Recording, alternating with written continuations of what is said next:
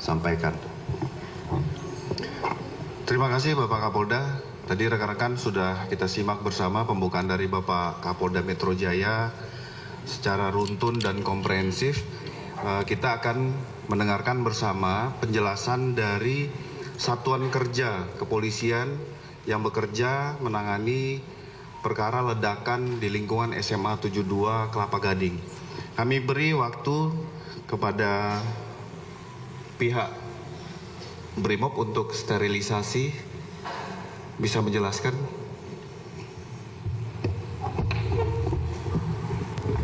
Terima kasih yang terhormat Bapak Kapolda, yang saya hormati rekan-rekan pejabat utama Polda Metro Jaya, dari Puslapor, Densus, dari KPAI, dan rekan-rekan media semua yang berbahagia. Pada kesempatan yang baik ini, saya akan menyampaikan tentang analisa pasca ledakan yang terjadi di SMA Negeri 72 Jakarta, yang terjadi pada hari Jumat 7 November 2025. Pasca ledakan terjadi, jajaran Satuan Brimob Polda Metro Jaya diperintahkan oleh Bapak Kapolda langsung menuju ke TKP. Kami bersama tim Jibom dari Detasemen Gegana langsung menuju ke TKP. Kemudian ada beberapa langkah yang kami lakukan di sana, yaitu membuat zona perimeter.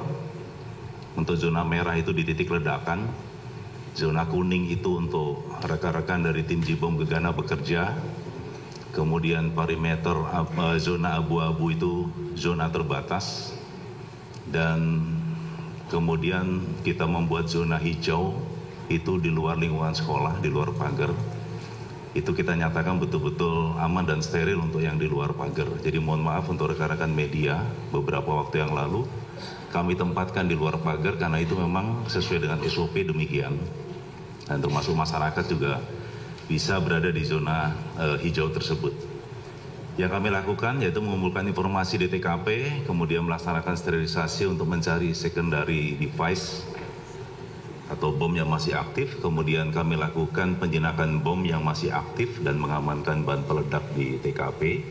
Kemudian melakukan observasi di tempat kejadian ledakan, kemudian melakukan sterilisasi ulang untuk memastikan tidak ada bom yang masih aktif yang terlewat. Kemudian menyatakan TKP aman dan menyerahkan berita acara kepada manajer TKP, dalam hal ini adalah Kapolres Jakarta Utara, dan membantu rekan-rekan dari Puslapor untuk melakukan identifikasi. Dari langkah-langkah tersebut, kami mendapatkan ada dua TKP peledakan, dua peledakan bom. Yang pertama yaitu di masjid, di dalam masjid di lingkungan SMA Negeri 72 tersebut. Kami menemukan beberapa barang bukti seperti serpihan plastik, kemudian ada dua krater atau dua kawah ledak yang ada di dalam masjid tersebut. Kemudian kami temukan paku, kemudian ada juga potongan tas, kemudian ada switching rocker dan seterusnya yang berkaitan dengan benda yang diledakkan oleh terduga. Namun yang perlu kami sampaikan kepada rekan-rekan media, di sana ada dua krater, artinya ada dua kawah ledak yang kami temukan di TKP. Berarti kemungkinan diduga memang ada dua bom yang diledakkan di dalam masjid. Kami juga menemukan electric mesh, di situ berfungsi sebagai inisiator. Kemudian ada papan PCB dan switch rocker yang tadi kami sudah sampaikan, dan ada baterai A4 dengan volt dengan daya 1,5 volt. Berarti kalau 4 baterai berarti ada 6 volt. Kalau receiver itu sudah terbongkar menjadi serpihan, itu dengan daya 6 volt, sama dengan baterai yang digunakan 6 volt. Kemudian untuk bahan peledak atau eksplosif yang kami temukan dengan menggunakan alat Rigaku yang kami punya, itu terdeteksi potasium klorat yang digunakan oleh terduga, dan ini mungkin lebih lengkap nanti dari rekan-rekan puslapor untuk bahan kimia lain yang menyertai di bahan utama tersebut.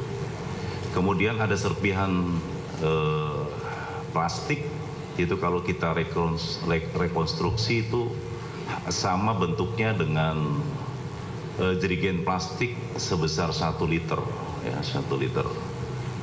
Kemudian ada shrapnel berupa paku itu ada paku baja dan paku seng yang ada payungnya seperti itu, yang berada berserak di dalam masjid. Dari beberapa barang bukti kita analisis bahwa power yang digunakan oleh terduga itu dengan menggunakan 4 buah baterai A4. Kemudian inisiatornya adalah electric mesh. Kemudian eksplosifnya mengandung potasium klorat. Kemudian switchingnya menggunakan receiver yang dikendalikan dengan remote. Nah, namun remote tidak kita temukan di dalam masjid. Kemudian casingnya itu jerigen plastik 1 liter dan kemudian shrapnelnya paku. Dapat disimpulkan untuk di TKP pertama di masjid bahwa berdasarkan material yang ditemukan, rangkaian tersebut adalah rangkaian bom aktif dengan menggunakan remote. Hal tersebut disesuaikan dengan ditemukannya 4 buah baterai transmitter dan bagian receiver yang menggunakan daya 6 volt. Jadi antara power dengan receiver itu ada kesesuaian, dayanya 6 volt.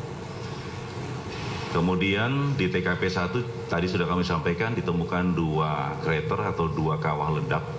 Itu dimungkinkan terdapat 2 bom yang sudah meledak di dalam masjid. Kemudian dampak ledakan berupa overpressure dan shrapnel paku yang mengakibatkan banyak korban yang terluka. Kalau untuk overpressure ini mengakibatkan banyak luka kendala dengan gendang telinga untuk para korban yang ada dalam masjid. Itu untuk TKP yang ada di dalam masjid. Jadi ada 2 bom yang diledakkan di sana. Kemudian untuk TKP yang kedua, posisi itu ada di bank sampah dan di Taman Baca. Untuk di Taman Baca kami mendapatkan barang bukti berupa bom dengan casing kaleng minuman bermerek Coca-Cola, dilengkapi dengan sumbu bakar, dan di sebelahnya terdapat remote. Jadi berdasarkan temuan tersebut, analisa kami bahwa terduga pelaku itu meledakkan posisi yang bersangkutan tidak di dalam masjid, karena remote kami temukan di Taman Baca. Kondisi masih aktif untuk bom tersebut. Kemudian untuk di bank sampah kami menemukan ada 4 bom, 2 yang sudah diledakkan dan 2 yang masih aktif. Kami lakukan X-ray dan tidak terdapat rangkaian elektronik di dalam bom yang di bank sampah. Bom yang di dalam bank yang terdapat kami temukan di bank sampah tersebut menggunakan casing pipa ukuran 3/4 mm dengan panjang kurang lebih sekitar 20 cm. Itu untuk yang 2 sudah meledak. Itu namun tidak sempurna meledaknya, jadi tutup casing yang meledak, namun casing pipanya tetap utuh, ya, tetap utuh. Dan 2 yang masih aktif sudah kita, karena kami tahu tentang cara teman-teman dari Jibom untuk melakukan pembongkaran bom secara manual karena tidak ada rangkaian elektronik, sehingga kami temukan di sana. Untuk powernya adalah sumber api, inisiatornya itu sumbu bakar, firework. Jadi kalau tidak dibakar ya bom itu tidak meledak. Namun yang 2 itu dibakar oleh terduga pelaku. Kemudian eksplosifnya sama, menggunakan potasium klorat. Switchingnya itu inisiasi waktu, jadi tergantung panjang pendeknya sumbu. Kalau sumbunya panjang ya lebih lama waktunya, kalau sumbunya lebih pendek itu lebih cepat. Itu switchingnya. Kemudian casingnya ada 2 kaleng minuman merek Coca-Cola dan pipa logam ukuran 3/4 mm. Dapat kami simpulkan bahwa berdasarkan material yang ditemukan, aktivasi bom menggunakan sumbu api Kemudian yang di Taman Baca ditemukan satu bom bakar dengan casing kaleng minuman bermerek Coca-Cola dengan kondisi masih aktif dan saat ini sudah diamankan oleh Detasemen Gegana Satrimob Polda Metro Jaya untuk barang bukti tersebut. Kemudian di bank sampah itu ditemukan 2 yang sudah meledak dan 2 yang masih aktif, itu pun yang masih aktif sudah kita amankan di markas Gegana Satrimob Polda Metro Jaya. Berdasarkan hal tersebut, maka dapat kami simpulkan bahwa total di TKP kami temukan 7 buah bom dengan rincian sebagai berikut. Di TKP 1 itu 2 bom sudah meledak dengan aktivasi receiver yang dikendalikan dengan remote control, yang remote-nya kami temukan di Taman Baca. Kemudian di TKP kedua ditemukan 2 bom sumbu bakar dengan casing pipa 3/4 inci, kondisi sudah meledak namun tidak sempurna atau low order sehingga hanya tutupnya saja yang hancur. Nah, ini berkesesuaian juga dengan terduga ada bagian tubuhnya yang luka di sana. Kemudian 2 bom sumbu bakar dengan casing pipa logam 3/4 inci, kondisi masih aktif. Dan 1 buah bom sumbu bakar dengan casing kaleng minuman merek Coca-Cola juga kondisi masih aktif. Jadi dari 7, 4 yang meledak, 3 yang masih aktif sudah kita amankan di markas Gegana Satuan Brimob Polda Metro Jaya. Demikian rekan-rekan media yang dapat kami sampaikan. Kami kembalikan ke Bapak Kabid Humas. Terima kasih. Terima kasih Bapak Dansat Brimob, tadi sudah menjelaskan tentang jumlah bom dan kondisi pada saat sterilisasi. Kita selanjutnya mendengarkan bersama-sama bagaimana Puslapfor Mabes Polri pada saat melaksanakan olah TKP setelah lokasi disterilkan pihak Jibom Satuan Gegana. Silakan Kombes Ari dari Puslapfor. Bismillahirrahmanirrahim. Assalamualaikum warahmatullahi wabarakatuh. Yang terhormat Bapak Kapolda Metro Jaya, rekan-rekan pejabat utama yang saya hormati Ibu Ketua KPAI,